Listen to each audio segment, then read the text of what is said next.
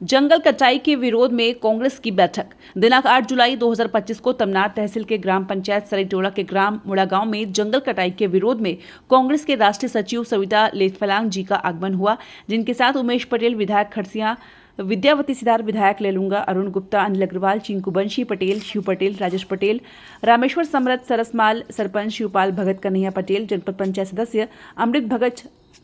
भगत, सरपंच सराई टोला, सरपंच रविशंकर सिदार, गाने बिहारी पटेल, तमनार कांग्रेस ब्लॉक अध्यक्ष राजेश त्रिपाठी, सामाजिक कार्यकर्ता जनचेतना रायगढ़ श्यामलाल राठिया, जहाज सिंह भगत, धर्मलाल महंत शामिल हुए, जिसमें ग्रामीणों के द्वारा सबसे पहले अपने यहां खुलने वाले कोयला खदान में मुड़ागांव जंगल कटाई को लेकर विधानसभा, राज्यसभा, लोकसभा में उठाने की बात कांग्रेस के राष्ट्रीय सचिव द्वारा कही गई।